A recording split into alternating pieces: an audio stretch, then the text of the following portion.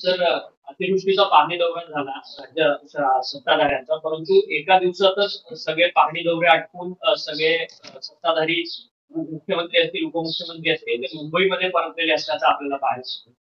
मराठवाड्यातला पाहणी दौरा हा एक फार्स आहे सरकारचा.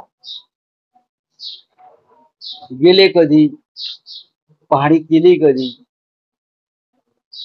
शेतकऱ्यांच्या कुटुंबियांचा आक्रोश ऐकून त्यांच्याशी चर्चा केली कधी. 36 लाख शेतकऱ्यांचा प्रश्न आहे साधारण, म्हणजे कुटुंब एक शेतकरी म्हणजे त्याच्यावरती 10 माणसं अवलंबून आहेत. हे मानलं तर 36 लाख शेतकरी उद्ध्वस्त झालेले आहे मराठवाड्यात. साधारण 70 ते 72 लाख एकर जमीन पीक पाणी नाहीत, पूर्ण जमीन उद्ध्वस्त झाली आहे, शेती करण्यालायक राहिलेली नाही. मराठवाड्यातल्या अनेक जिल्ह्यामध्ये गावामध्ये काहीच राहिलेलं नाही. अशा वेळेला मुख्यमंत्री असतील, त्यांचे 2 उपमुख्यमंत्री असतील, त्यांनी पाहिलं काय, त्यांनी काय समजून घेतलं, त्यांनी काय मदत आतापर्यंत पोहोचवली. फक्त पाण्याच्या बाटल्यांवरती फोटो लावून पाणी वाटले म्हणजे मदत होत नाही ना, ती प्रसिद्धी आहे. आपण राज्याचे उपमुख्यमंत्री व मुख्यमंत्री आहे, तुम्हाला हे करण्याची गरज नाही. तुम्हाला शासन म्हणून मदत केली पाहिजे मोठ्या प्रमाणात, आणि बाकीची मदत ही गुप्त असायला पाहिजे. तुम्ही अशा संकटाची वाट पाहता का? अशी संकट कोसळतात कधी आणि आमचे फोटो छापून आम्ही मदत देतो कधी? मदतीचं आम्ही स्वागत करतो. कोणी केली असेल अशा वेळेला मदत जर कोणी करत असेल त्याचं स्वागत केलं पाहिजे, गरज आहे. मग तो भूकंप असेल, पूर असेल, अपघात असेल, ही आपली परंपरा आहे. पण महाराष्ट्र सरकारनं काय केलं आतापर्यंत, केंद्र सरकारनं काय केलं आतापर्यंत, काय मदत जाहीर केली केंद्राने, कोणतं पथक पाठवलं पाहणीसाठी, आणि पथक कशा करता पाठवतात? आधी तुम्ही सरसगट घराघरामध्ये 36 लाख शेतकऱ्यापर्यंत मदत पोचवा. हे तुम्ही केलंय का? हे शासन अत्यंत मुरदाड आहे, असंवेदनशील आहे, इतके तुम्ही सांगू शकता. परंतु अजित पवार आज देखील दुसऱ्या दिवशी दौऱ्यावरती आहे. काल रात्री शेतकऱ्यांशी संवाद साधताना अजित पवार म्हटले की पैशांचं सोंग आणता येत नाही, जवळपास 45,000 कोटी रुपये आम्ही नाही, पैशांचं सोंग आणता येत नाही ना, मग सरकार चालवू नका. ही वेळ महाराष्ट्रावर कोणी आणली आहे? तुम्ही लाडक्या बहिणींचा उल्लेख वारंवार करू नका. लाडक्या बहिणींचे संसार त्यात वाहून गेलेले आहेत. पैशाचं सोंग आणता येत नाही ही महाराष्ट्राच्या राज्यकर्त्यांना बोलण्याची वेळ यांच्या दरोडेखोरीमुळे आलेली आहे. 9 लाख कोटीचं कर्ज, साधारण 10 लाख कोटीचं कर्ज या सरकारवरती आहे. यांना कोणी कर्ज द्यायला तयार नाही. 65,000 कोटी व्याज भरतात हे लोक. ही मराठवाड्याचा जनतेचं जे संकट आहे त्यातून कसा मार्ग काढणार? आणि केंद्र सरकार आमच्या तोंडावरती दमडी मारायला तयार नाही. काय करणार तुम्ही? शेतकऱ्यांनी कसं जगायचं मराठवाड्याला? उद्धव ठाकरे माननीय शिवसेना पक्षप्रमुख आज लातूर पासून संभाजीनगर पर्यंत हा दौरा करतायत. समजून घेऊ आम्ही काय करता येईल, कसा आवाज उठवता येईल, सरकारला कसं धारेवर धरता येईल हे पाहू ना. विरोधी पक्ष नेता ह्या लोकांनी ठेवला नाही का? तर तो हे प्रश्न विचारेल, सरकारची पोलखोल करेल, अधिकाऱ्यांना जाब विचारेल या पुराच्या संदर्भात, शेतकऱ्यांचा आक्रोश विधानसभेत मांडेल.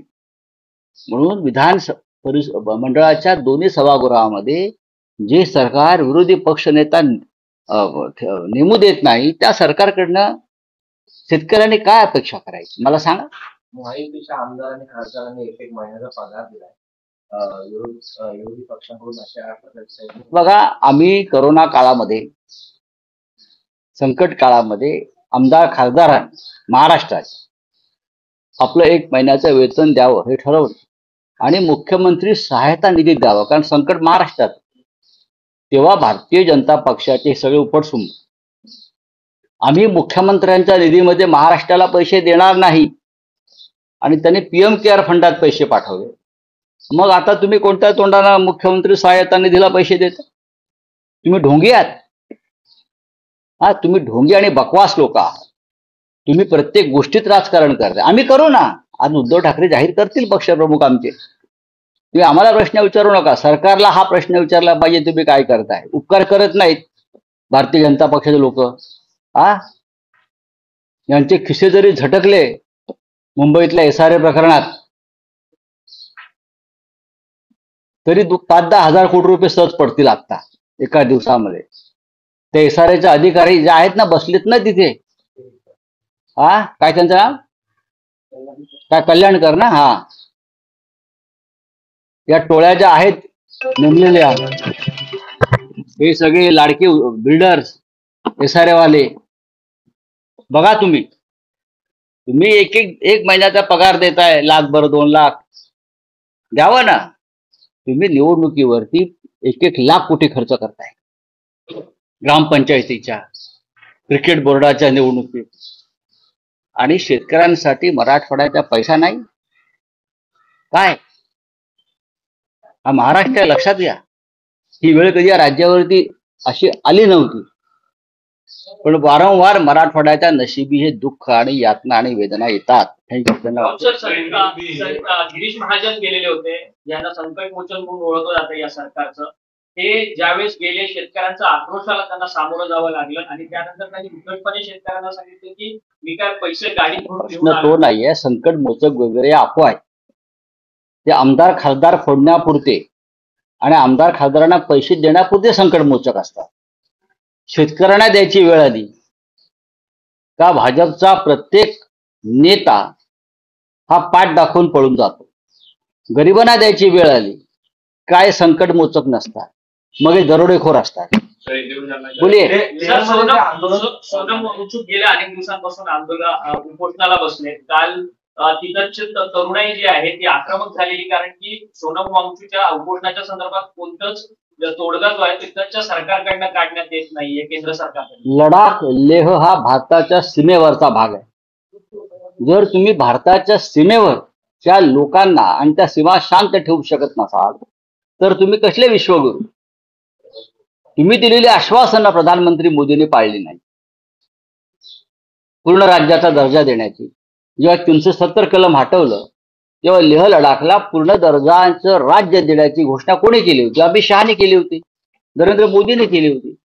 आज तिथे ज्याला तुम्ही जैन झी म्हणता ते रस्त्यावरती उतरलाय आणि तुम्ही पळून गेलाय. तुम्ही बंदी घातली आहे तिकडे आंदोलनावर. पण ही वेळ का आली या देशामध्ये? भारताची सीमा जिथे बाजूला चीन आहे, जिथे चीन आहे आणि चीन घुसलेला आहे लडाखमध्ये, हे विश्वगुरूंना कोणीतरी सांगा जाऊन. आणि तुम्ही भारताच्या सीमेवरचं राज्य शांत ठेवू शकत नाही. सोनम वांगचूक सारखा एक सामाजिक कार्यकर्ता आंदोलन करतोय त्या भागासाठी, तुम्ही त्याला 16 दिवस उपाशी ठेवता. 16 दिवस त्याने उपोषण केलंय, सरकारतर्फे कोणी तिकडे जायला तयार नाही. हा काय निर्दयपणा आहे? अनेक राज्यांमध्ये हा संतोष आहे. निशिकांत दुबे म्हणतात की कुठेतरी या सगळ्यांना, झेंझी लोकांना आक्रमकतेकडे घेऊन जाण्याचं काम राहुल गांधींनी केलेलं. राहुल गांधींच्या विधानांमुळे नाही, मग ठीक आहे, केलं असेल तर चुकलं काय? आक्रमकता काय तुम्हीच दाखवायची का फक्त? हा, जर असंतोष उफाळून आला तर त्या चुकलं काय? ही लोकशाही आहे. मग तुमचा अत्याचार, तुमची दरोडेखोरी, तुमचा भ्रष्टाचार हे सहन करायचं का? बरोबर आहे राहुल गांधींचं. बोलिए. राज्य की मांग को लेकर बड़ा आंदोलन किया जा रहा है. देखिए, लद्दाख और लेह की जनता की जो मांग है उसको देश का समर्थन है. ये जो मांग है ये जायज मांग है. जब आपने जम्मू कश्मीर का 370 हटाया तब आपने कहा था, अमित शाह जी ने कहा था, गृह मंत्री ने, ये मोदी जी का आश्वासन है चुनाव में कि आपको पूरे राज्य का दर्जा देंगे.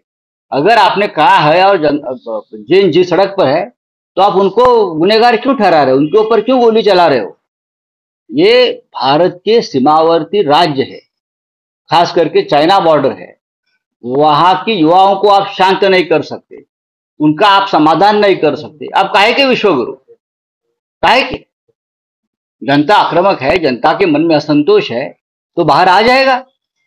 आप उनको दबा नहीं सकते, गोली नहीं चला सकते. चलिए थैंक यू गौरव